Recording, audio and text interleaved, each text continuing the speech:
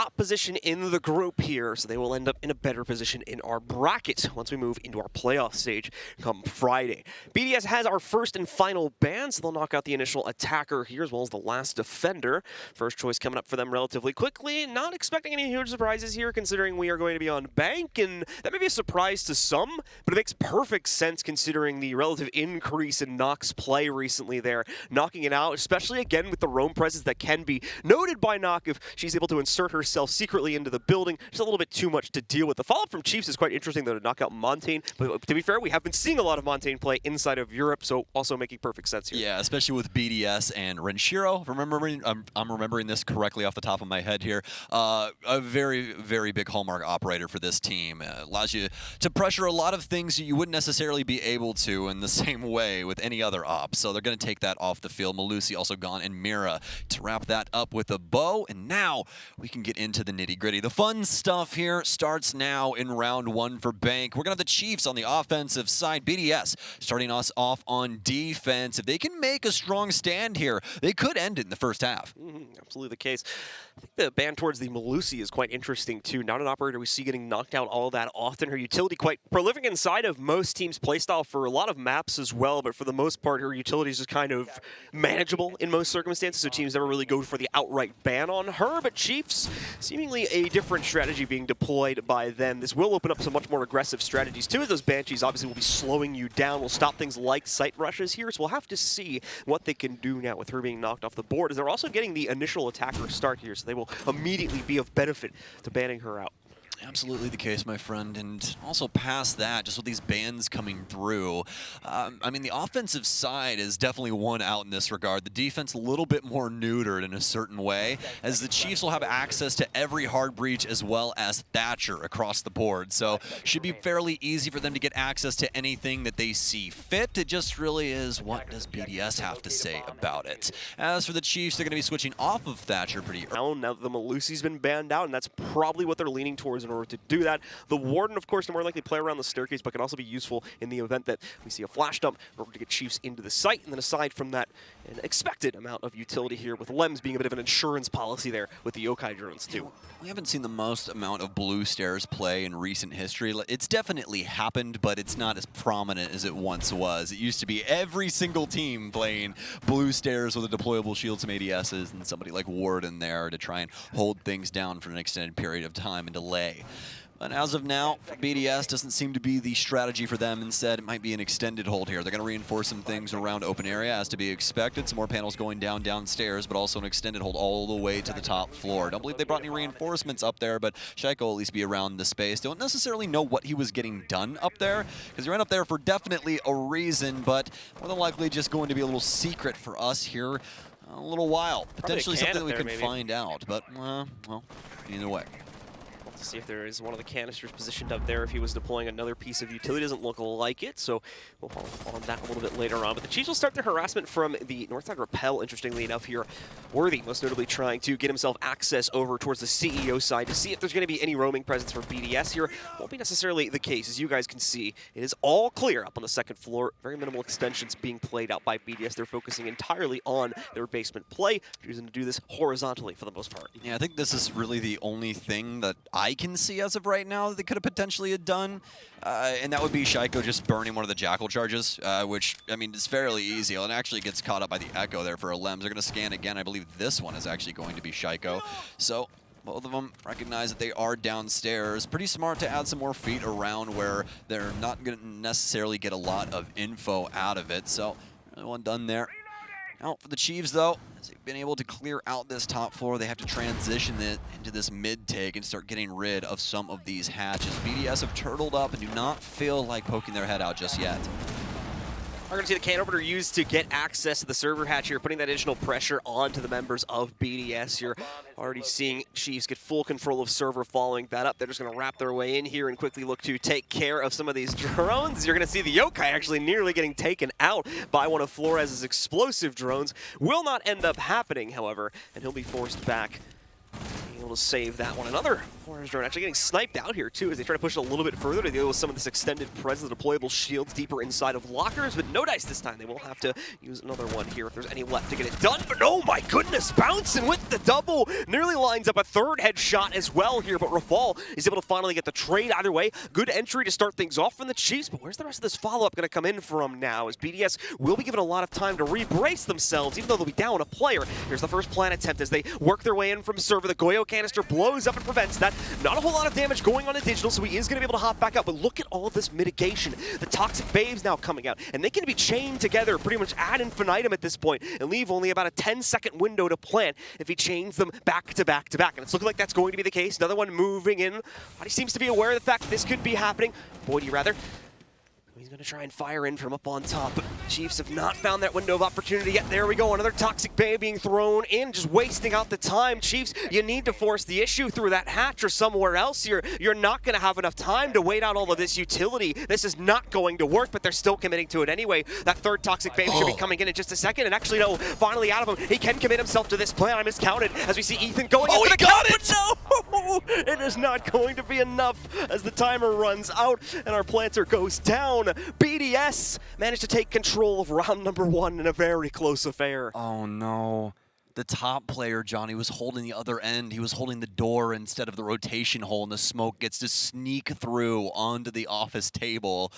Actually ended Of Chiefs just a little bit too slow. Did weaken that backside presence and probably made the ability to get that plant down a little bit easier, but unfortunately not flushing that pressure out earlier on in the round made it such a difficult task, especially with Playday continuing to waste out the time with those additional Toxic Babes from the backside. Didn't even have to use his first one until around the 40-second marker, so had a nearly unlimited amount of time wasting capability. Did still leave the Chiefs a small window. As I said, I made a mistake. I thought he actually had one more in his pocket, and that was not the case, so ended up giving the Chiefs a window of opportunity, but still ended up not being enough for them to work their way forward and secure it at the end of the day. BDS crunch that attempt, pick up the first round, lock away the basement site, and head towards the other end of things. They're now going to go for the second floor hold on their second round.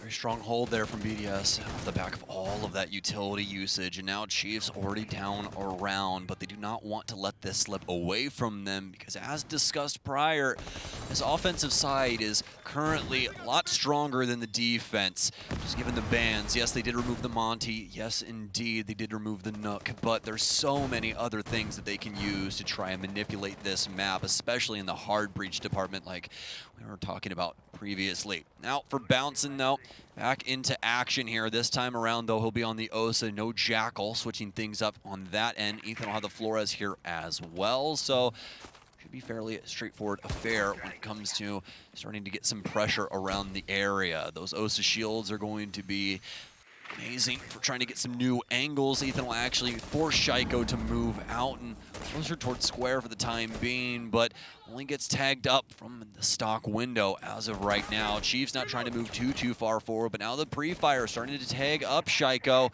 and this could build up to a point where he gets taken down. Shaiko continuing to wait out for an opportunity to play, but unfortunately those Osa shields going to make it incredibly difficult to line up the shot appropriately here. Boydie, in the meanwhile, has worked his way into the back of square. Has drones supporting him too. Hard Breach is not necessarily here and ready to open up the wall access point into the site just yet, though. So BDS is going to remain safe with that 3 to 4 player stack they have on the back line by needing room. And you can see Renshiro a little bit closer towards the banana side of things at the top left of your screen here. You hear the breaches going off, though. Stock access to the outer white hallway is given, but Chiefs have not actually pushed out to take that full wrap for themselves yet. And this is a bit of a double-edged sword because now Lems can play from it, but as he takes the bait, Bouncing is more than ready for the challenge, and he picks up the first kill again for Chiefs.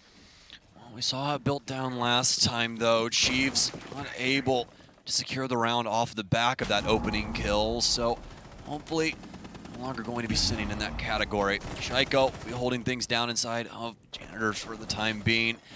Rotates into CEO, but Chiefs still just so lackadaisical. They're just sitting in square. The case is down. Shaiko's being active, and Chiefs are losing it once again, even though they have the man advantage. Woody still on repel. Worthy now trying to adhere the call to move his way up square. Some serious damage dealt to BDS, but what does it mean when Breed can hit shots like that? And either way, Shaiko finally get taken down. 10 seconds remaining. Chiefs, we have to hop too. Somebody get in the building. Ethan, you're still on the roof. Go, go, go. We're just holding up time, even though Playday still holding things down, and there's the plant. That's what we've been looking for this whole time, but now it's into 0-0. Worthy's got to get this Overwatch call. Doesn't actually end up hitting the mark in there. Brawl Knuckle battling their way into the site, but looks like they're just able to make it there and sneak that plant in with literally about a second on the clock. Yeah, the scariest thing about that is, you know, you get a simple pre-fire or something to the couch, that round's over, and it's BDS's. It's a huge gamble. Exactly. It's right down to the wire, and that's what's so frustrating about that play from Chiefs is that you have so much map control already. Just use it. That's the big issue right now, is that they're really not being forward with what they want. They're kind of, you know, pacing back and forth, seeing exactly what they can do, posturing up, want to see what BDS's next answer will be. But the problem is that BDS tend to dissect teams. They will just pick you to pieces if you sit there and kind of lollygag around the map for a time or two. And that's what we saw out of Shaiko. He's an active player. He's going to look for those challenges, and he found that shot early on that round that started leaving Chiefs into pretty bad headspace. But luckily enough, they were able to claim that round and tie things up 1-1. Well, Lems will position himself inside of those elevator banks, waiting things out now. For a potential first swing from Chiefs. We know it possibly will be some time before we potentially get that, though, given the way the previous 2 rounds have played out for the Chiefs. They're a team that seems to have no problem taking their time. The interesting thing, though, is that when Chiefs are finally ready to go, the actual execute itself is not slow by any means. In fact, it's fairly quick, but in some extent, like we were seeing from DarkZero earlier today, this kind of mid-round phase is spent excessively droning around the map here as they try to check off every single possibility of where BDS could be hiding out or where they could be setting things up before they truly commit themselves to anything. So we're now finally starting to see members work their way in. And once again, it's going to be Boydie being the first to step forward. What a snapshot as well. Flushing a Lems down the hatch with additional pressure from upstairs and knocking him down. Beautifully played by Boydie. The thing is not confirmed just yet, but yeah, that should be an easy job, thankfully, due to Bouncing's position upstairs. Very well done from the Chiefs. Early recognition there as to what was going on inside of the hallway. But now for Rafal here inside of Tellers. He'll double back into the Tellers office instead. As there's a lot of cannon fodder being launched his way. Knows someone's at the Tellers door. Challenges back in, but he's dusted by Boyd. He just can't land the shots. That SMG-11 recoil getting to Rafal in the moment. Now Renshiro and the rest of the boys have to try and pick it up from here. Worthy gonna start opening up the top of this can with that skeleton key and making this very difficult to play inside of Archive. But for the Chiefs, they can abuse this last minute. They found their 2 big picks, and now they just have to make sure that they can claim this round off the back of their efforts.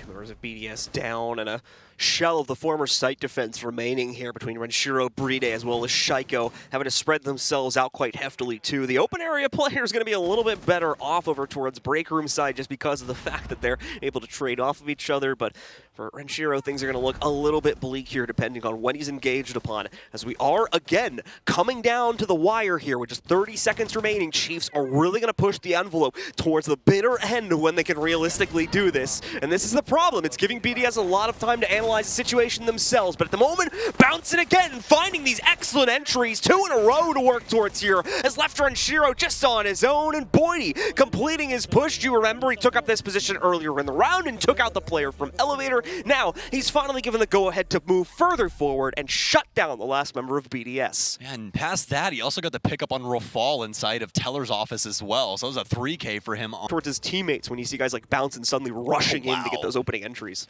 Well, so quick explanation of what you guys are seeing on the right-hand side of your screen, because obviously defense does not have attacker repick. Let's just get that out of the way initially. But basically what you're seeing is BIOS and what he did for this call.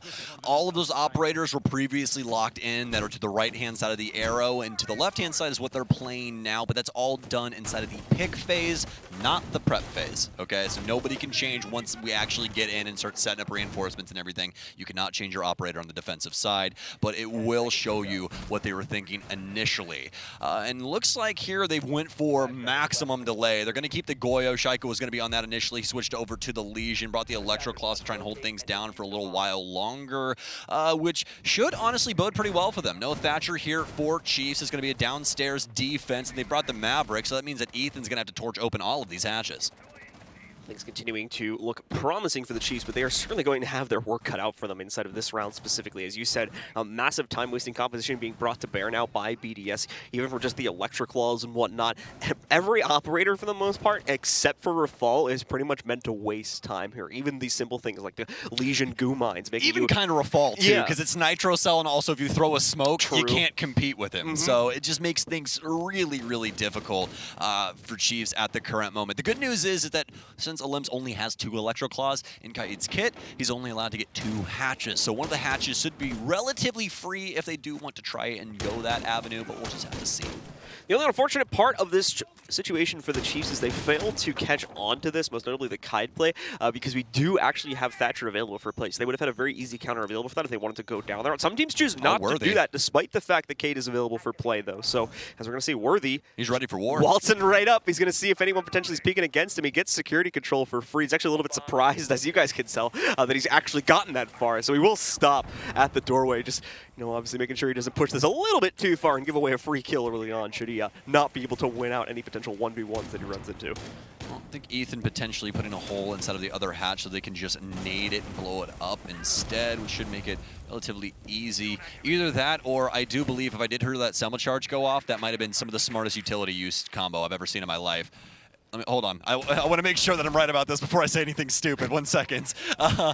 What I believe happened? Okay. All right. It's not what I thought initially. What I thought happened is that they took away part of that electrified hatch, and it didn't affect the body of the actual Selma charge, because that's the only thing that gets destroyed, not what actually goes out and blows up the wall. So if you see where I'm going with this, if you destroy that part, maybe possibly the Selma charge could go down there, but I don't think so. That would be insanely broken if so. But past that, we're going to have the Flores drones come in and be able to get rid of this deployable shield, as well as the plant starting to go down for Digital, but this should be stopped. The initial smoke's not going to do it. Digital is going to get tagged up just a little bit and finally back off, but that's going to be all due to the bullets from Shaiko. Just like the previous 3 rounds, guys, it is coming down to our final 30 seconds. No kills have been picked up by either team. Chiefs are ready to move in. A perfect nade moves out and is able to take down Goyo, holding the line here. But at the same time, only just now baiting out the second charge from the Toxic Babes that Playday has in his pocket here. He's already got the last one primed and ready to go. He's going to throw it out because we've reached null timer. There's no time remaining for Chiefs. They have to force the issue through these Toxic Babes, but it might have worked there. We see one of them forcing the issue past it, but he reveals too much to the doorway. Shaiko counters it. Less than 10 seconds to reattempt it now, but a few of them have to fall back. Worthy with an impressive pickup. Now they need to lock it down, though, as they are at 0 timer, and they can't be stopped here. He has to hold the line, but Playday just waltzes right in and shuts it all down as BDS are going to secure a second round. I don't know if you guys forgot, but Playday, possibly one of the best supports of all time. I just wanted to kindly remind all of you that this man is absolutely nasty and has been for a very long time. All the way to back when he played for Vitality. That's like 2 or 3 years ago at this point. But BDS finally able to get one under themselves. After BIOS assists just a little bit, the delay works out and they're able to take another round away from the Chiefs. We've tied things up here at a 2-2 scoreline. Things looking good at the moment here for BDS as they finally rebound there in convincing fashion too on their basement hold. A few scary kills here or there, but especially as we got close to that null timer situation, it seemed like BDS truly did have great control over it there, putting everything on to basically just one member of the Chiefs to do or die inside of that scenario. They're not going to be able to pull it off. However, here's the issue now. BDS do need to extend out to other sites, and so far they have failed to win every other site except for the basement here, only catching it on, of course, the retry and the initial attempt. So for Chiefs, got the work cut out for them for sure, but they'd have as well already found success attacking here previously. It's all going to be on the adjustments from BDS to see if they can slow down the Chiefs enough, more importantly, make enough of a dent inside of this early to mid round to make their execute a bit of a moot point, as they're putting pretty much everything into that based on the way we've seen these past 4 rounds play out. Yes, indeed, my friend. And now with these 2 remaining rounds on this half, something's got to give. Obviously, we can end in a dead heat. And, well, with the Chiefs' last results attacking this site, we could be seeing that depending on what BDS have to say. Ethan, with the drone mechanics there for just a split second, Kind of a harebrained scheme, but doesn't work out for him in the end. He's going to go for it yet again as well, and he's just going to blow up the wall here. This is going to make a really, really nice angle in via the printer window, but unfortunately enough for Ethan, it's not going to be close enough to actually get the castle barricade as well, so he's going to have to apply more utility to that area, but since Flores has so many of those Rotero drones, he's going to actually be able to keep one up, just in case they do have to get rid of something else that's kind of hard to reach, like an Evil Eye. Bodie, he's going to be the first in yet again, as you guys have probably caught on at this point. He's very much the player to do that. Barricade. Fair enough. Yep. We'll see that last. It's actually going to be the final one of those two of the Flores drones working itself in. So Ethan now out of charges here to use, but has opened up a few warpaths for the rest of his team to try and utilize here as Worthy and one additional member, Bouncin, I believe, have already worked their way in through the second floor, starting to take control. For Worthy specifically, beginning to open up these top-down angles inside of tellers. They want to make sure there's no outside forces that are going to attempt to rotate and cut these guys off, especially as they descend through the main stairs here. As once again, going down that checklist, making sure they've accounted for every possibility of what BDS could throw at them before they commit to anything close to the site. Well, Digital back onto the drone game here, so the Chiefs can extend themselves into this mid-floor. Try and punish any of the BDS members around the area, where they'll get a nice vertical angle towards small office, but nobody home at the current moment, all except for the yellow ping you see, but that's over inside of the other area. I do not believe that's right below him. Luckily enough, with the recent changes to Buck here in about like the last half year, he's got a secondary hard breach tool now, and he'll actually be able to open that reinforcement himself. He's kind of like a Swiss Army knife nowadays with his skeleton key as well as his hard breach. Continuing to see the timer tick down here. Chiefs are going to get to that null point, which means we need to see the aggression braille out soon, and we certainly should, based on the way that the past 4 rounds have gone. BDS, in the meanwhile, just has really no choice but to sit back and respect this to some extent, just kind of wait for it here. Obviously, the jitters are going to be increasing for BDS as they have to be wondering when that aggression is finally going to work its way in. As again, Chiefs continuing to play this down to the bitter end of the timer before they attempt, really, in some of these rounds, any sort of aggression, as we've just seen here. The first kill showing up at 25 seconds when Ethan goes for a peek through electrical. Boydie working in, quickly knocks out this yokai drone before it can stun them, but Renshiro with a slam and headshot against Boydie stops him from going any further. 11's able to get one more before he's finally traded out, and Ethan, along with Digital, just cleaning up here, however, brings it down to a 1v2. Rafal gonna try to work his way in and stop this Planet Temp from going down. Will he be able to do it? Well, he'll get the player defending it, but now he's given his last opponent a chance to clutch this out. The case is down, the wrap is out, and Digital gets the round for the Chiefs. You want to know how to clutch things up? Stay on the move. That's how. Keep that information game moving, and that's exactly what we see out of Chiefs. That's going to be a hotly contested round back and forth, either way you slice it inside of that 1v2, but very well done from the Chiefs to be able to pull ahead here against BDS, which, I mean, they've time and time again proven that they can really take it to this team. Yeah, definitely the case here, and it's in really somewhat annoying fashion at the end of the day, right? Because BDS, they don't have anything to work off of here. There's barely anyone in the building. If Chiefs actually do take any map control in the early round, it's super safe. It's not an area where realistically someone from BDS can do anything about it, so they just have no choice but to sit back on the site and just like, just like waste down the timer, because that's all they really can do. Dude, that's exactly what I was thinking. Is anticipation inside of Siege is a killer. It can honestly be the death nail, because that's what we saw inside of this, is that BDS are just like, okay, there's 30 seconds remaining, they have to peek us from somewhere, and they're just constantly trying to look through all the different facets at which Chiefs could try and attack them from. And like you'd mentioned, there were so many warpaths open that, well, there's not as many bodies to try and hold on to all of those. And eventually, a domino falls, and the Chiefs are able to start taking site because of that in very quick fashion. So for BDS, they try and battle back there, but all for naught at the end of the day. The best thing they can do for their defensive half is split even. Another attempt here from Chiefs, as we see actually quite a few repicks coming in for this round. I think just because they might have been expecting another open area take by the operators they had initially picked in towards, but now seeing it upstairs prompts them to go a different direction here. Afinka brought in for Worthy. The Osa is back again for Bouncing to put that initial pressure into stock and square. And away from that, an IQ back in play for Boydie as well to try and see if there's going to be any wrinkles to deal with in the utility department as they work their way forward. And he'll be able to see this through the window, too, so anything nearby that will be his for the taking, and of course can also ping those out for his teammates, too, now with the more recent changes that was made to her about a year or so ago. Yes, indeed. And now, Chiefs here, 50 seconds off the clock already. Chiefs lean into this slower gameplay initially. just once again. It's worked out pretty well for them, at least for that last round. We also saw more aggressive face from them. Some previous rounds, especially with their elevator take and their clearing of the Oryx inside of that area. And now Habana will do what she does best, try and get this wall open here for E3, but they're going to have to get rid of the mute jammer first, but this should be a fairly straightforward affair as well. Worthy will toss a grenade up here. Well, my disc, yeah, you'll grab it, but thank you for the mute jammer either way.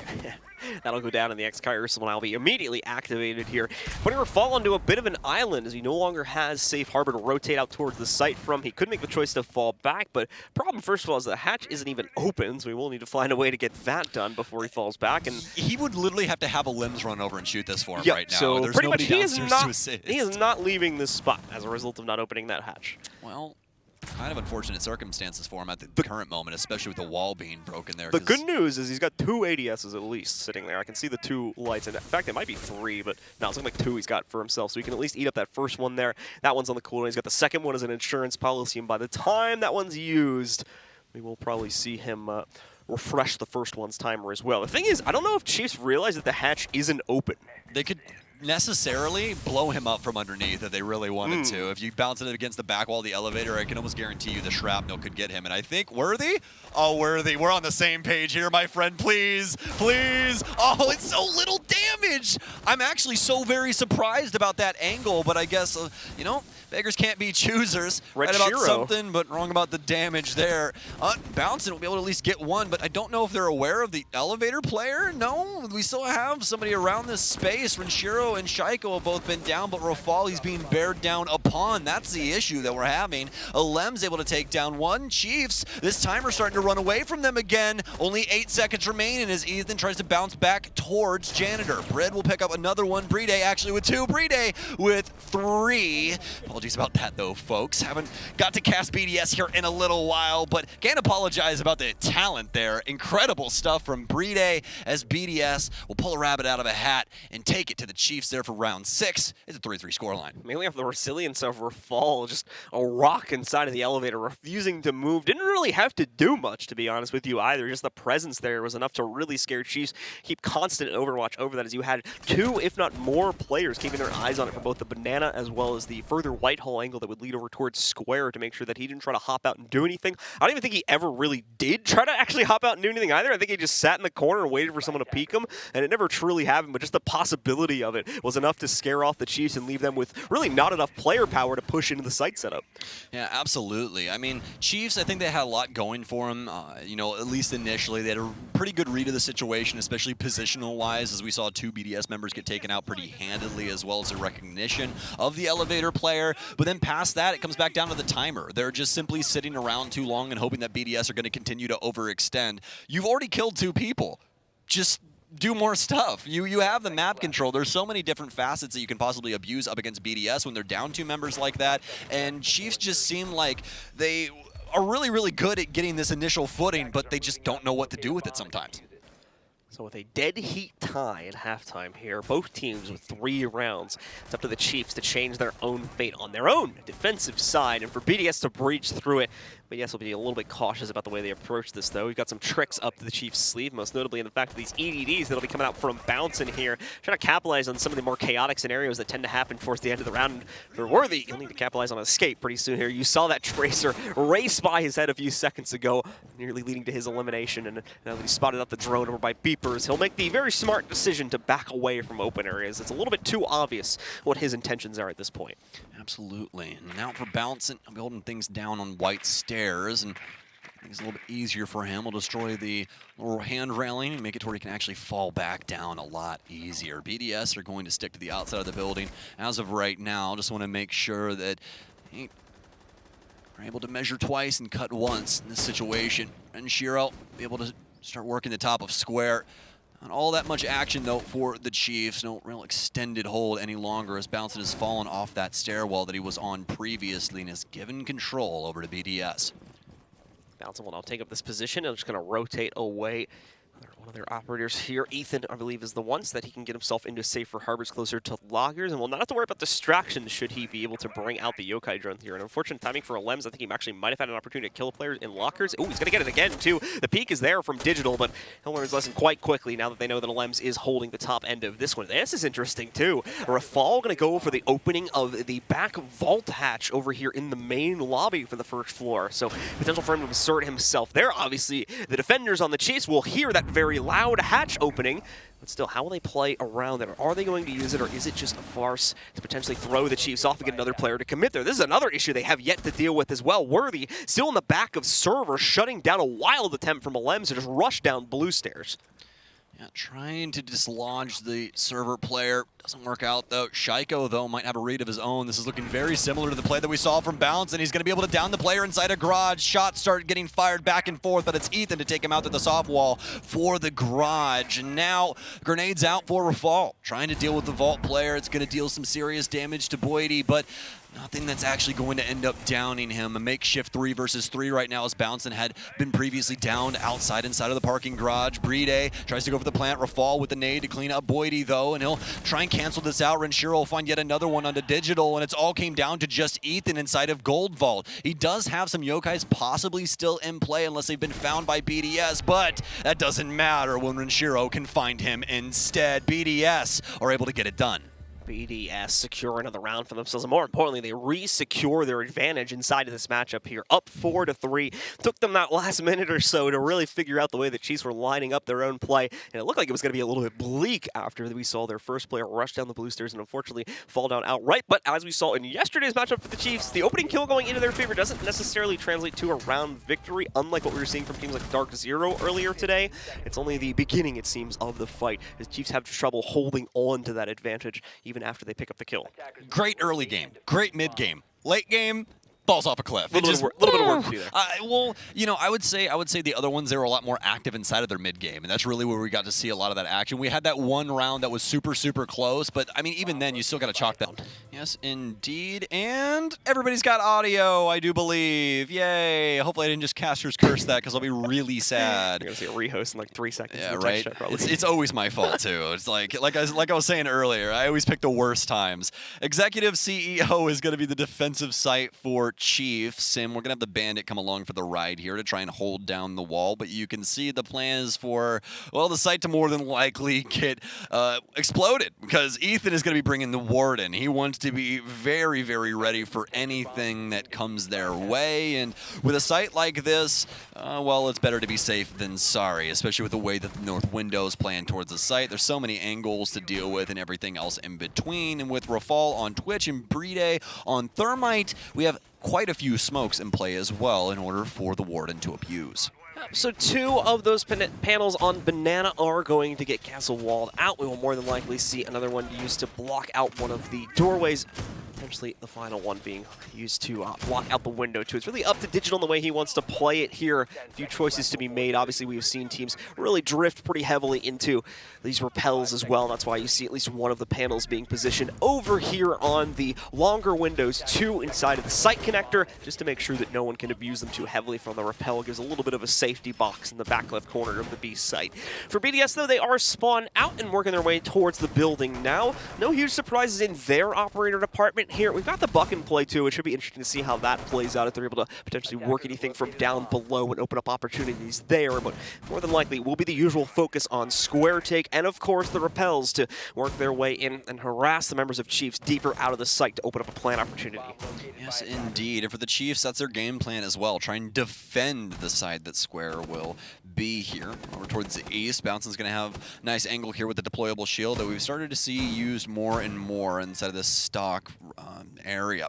Inside this room here with these reinforcements, Renshiro is actually going to get tagged up as he's going to open up another angle here for Bouncing. Won't lose his life just yet, but it's going to be a pre-fire game back and forth to see who's going to lose their noggin first. Not going to be a challenge here from Bouncing as he wants to try and play out his life, and he dang well should. He's got Wamai. You want to make sure to get as many of those discs out as you possibly can, eat up all of that offensive utility, but when Shaiko in top square, you might not be as lucky. He's going to lose that out, doesn't even get a chance to try and shoot back as the LMG will tear him to shreds. Nade should take care of that deployable shield, so more than likely not much room for Digital or another member of the team to swing out and take up that position here. Not that they would really want to either. Already down a player. And we've seen before, Chiefs are already struggling to translate when they get the opening kill, so now that they are down a player, also more than likely going to put them into a pretty reserved state, if my judgment on the situation is correct. But for BDS, it's a little slow wind-up for them. They've only used about half the round out so far, so plenty of time. As they switch around those drones, actually, it looks like they would get some intel on a player downstairs or closer to the site. I'll have to follow up on that one. And there we go. Yeah, it's going to be this run out here from Worthy that has been caught here. He's trying to make the best of the situation, but it just doesn't pan out. Shaiko's got his number. And on top of that, Alems is also able to find Ethan closer upstairs. Renshiro with another shutdown outside. Digital just outright peaks as well, despite being in the 1vx. Not much hope to win it, unfortunately, regardless. So pushes us towards the end of it very quickly. As BDS clean up shop there. No problem whatsoever taking control of that 8th round. And for the first time in this game, a much more secure lead being built up for them at 5-3. Yes, indeed. BDS on the offensive side, but it seems like they still own the building. They simply walk through the Chiefs. Starts off with Bouncin', but he's just the first domino in this effect as they're all knocked over pretty handedly. BDS now, though, with a 5-3 lead, looking to try and extend this up and on to match point here for the next round. Chiefs are not feeling confident in that upstairs hold any longer, but you guys can see it here now that we have a better idea. No, yeah, we're going to have the alibi pick from Worthy down below. Mute, as well as the Castle and Wamai coming out there as well. Ethan gonna drop the Valkyrie, bring in the Electro Claws instead, and obviously no Thatcher pickup here for BDS, but it'll be the Lion and the Capitao. So fortunately enough, Bouncin does have Wamai and can potentially get rid of a couple of these arrows. But we'll have to see what Todd had to say to the Chiefs in order to assist. Some castle barricades upstairs, so most definitely going to be a top floor hold, and that's just adding to the pile, isn't it? Worthy, deployable shield here inside of the main hallway. He'll get rid of the hatch, but not completely. I don't know if he knows that or not, but either way, that actually might come back to bite them a little bit later, but if it does, it's either going to be really funny or really terrible. Well, I mean, at least it's more realistic to open it with a different gun this time on that hatch there. Either way, for the Chiefs, being thrown against the wall to some extent here. Only 2 more rounds that can potentially be dropped, and BDS already stacking up a dangerous combination here. They might just go for it here. Lem sneaking his way in. He's got the lifeline. He's popped it. There we go, but they wouldn't account for Ethan holding the line, but he guarantees a 1-for-1 exchange as Playday works with Shaiko to swing their way in and make up for that relatively quickly. The plant going down shouldn't be much in the way of capability to interrupt this because the open site pressure is minimal here. BDS shutting down the Chiefs. Player by player as Shaiko gets 3 in a row here. Digital, as you can see, already being burned out of his position inside of small 2. He has no choice but to descend into the basement, try to wrap up through main and make a play, but it's probably already over here. 1v4. They have to have a lockdown against him somewhere in main stairs here, certainly for blue stairs as well. So how will Digital attempt this? Only 10 seconds left just to get on the case, and there you go. BDS run through a second consecutive round here and are only 1 more away from ending the match. Yeah, not too much of a cloak and dagger there. It was really just hammer meets nail. That was just good droning and see, like, oh yeah, they have like nothing set up here to stop us. It's just we just swing 3 people against 1 guy and we have the site.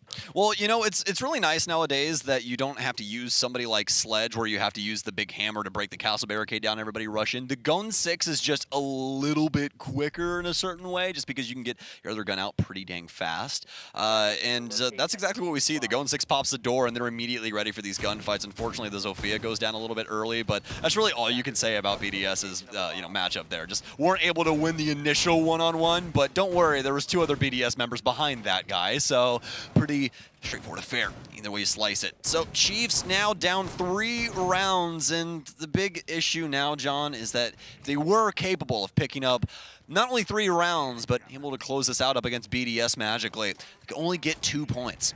So it is not going to make a massive difference at the end of the day, even if they do claim this match. They're trying to increase their odds in the group here. So unfortunate for the Chiefs.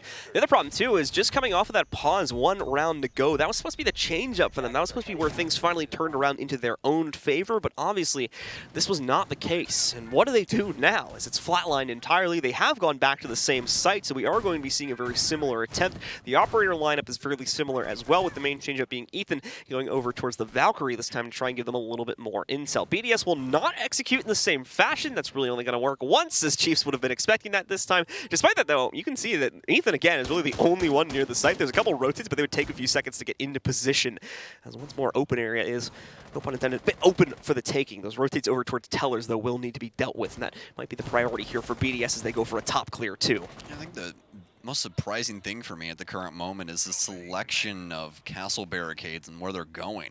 Don't know if this is castle barricade. We're about to find out. It's completely free, and I also know the kitchen door is free as well, so we'll be able to just peer inside here. No one playing the bomb chassis at the current moment. Bounce is going to get some damage dealt to him, but John, I think that we're about to see Rush Part 2 as we start swinging through. There's no info as of right now except for the drone. It's going to be a swing from Ethan, but it's an ARX. This deals some serious damage, and this is what I was talking about, the castle barricade. This is why this setup is really bad. Playday, that's a free plant, John. What do you do from here?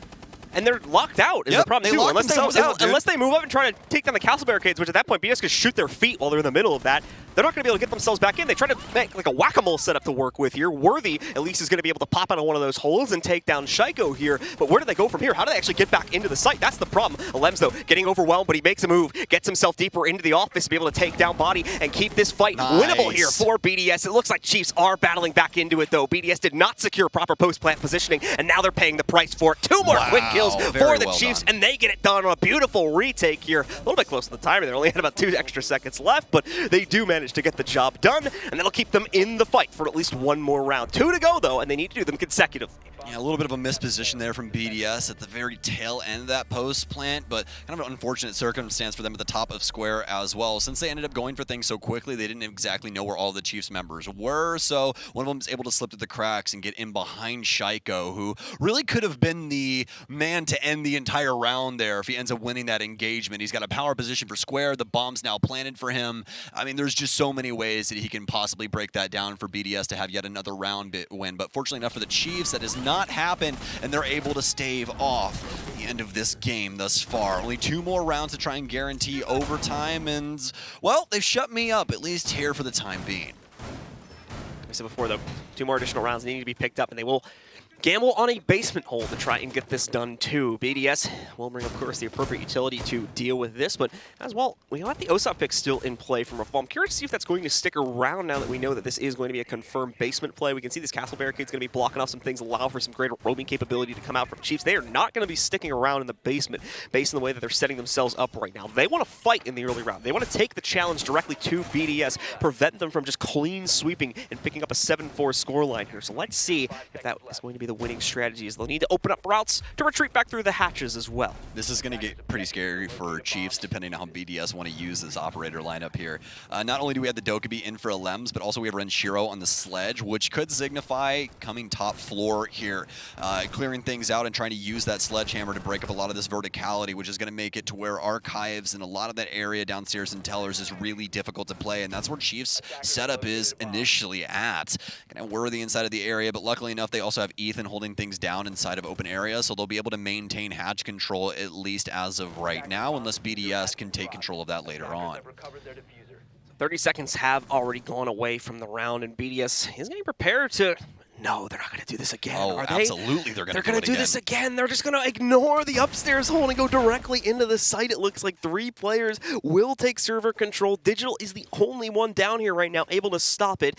The good news for him, as we take a look at his operator, is the fact that he is on the smoke. So we can deploy the Toxic Faves and delay this to some extent. But seeing as he is a lone player, very easily be overwhelmed if BDS just goes for the push outright. The thing is, though, I don't think they're going to do that. The upstairs presence can respond to this pretty much immediately should they attempt to do so. So Rafal sneaking his way in. There's the OSA shield as well to allow for the plant to go down. They're trying to bait out the Toxic Babe, but Digital's actually reading this very smart right now, waiting for him to fully commit to this one. Picks it up, and there we go. Finally, that first one has come out. And as well, the alert has been made that they are indeed attempting to push their way into the site. I don't think the Chiefs realize, though, the extent of this push, as we do have a full 3-player setup in line to do this with a 4th supporting rotates from upstairs on top of blue. That initial shield move there from Rafal was very worrisome. That's when Osa is at her most exposed, when she's inside that animation. All of her shoulders and everything else in between is right there for the taking. And Fortunately enough for the Chiefs, they're not able to hit their mark, but now with 2 Osa shields set up, Rafal can continually try to plant here, and Chiefs don't really have anything to say about it at the current moment. It's another smoke out here. Rafal's going to take more damage. I do believe that impact came through to destroy that. They have one more on bounce, and they're going to need that in order to try and stop this plant as Rafal has picked up his other Osa shield. So more than likely going to try and put that in a very similar spot and see if we can get this plant down. I'll back it up just a little bit, but again, got to worry about those swings right here. Fortunately enough, they've got some solid overwatch. They know one's inside of open area. Rafal trying to hold space here, able to get the shots, and that's the beauty of these Osa shields.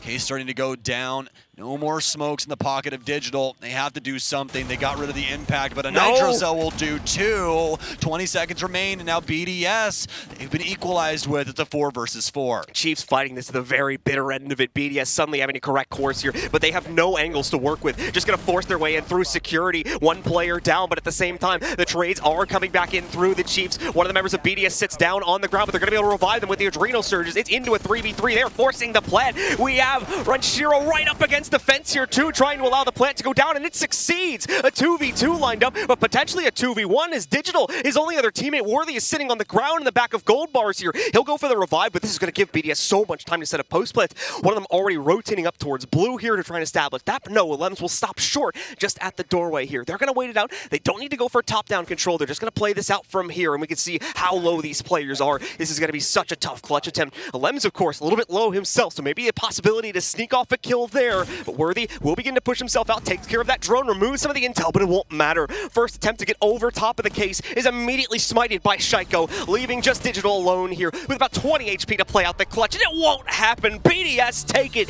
inside of regulation. 7-4 is the final score, and it will be a solid 3 points being added onto the counter for BDS inside of this group. What an offensive side there from BDS. Quite aggressive time and time again, and it works out. Even though that looked like initially it was meant to be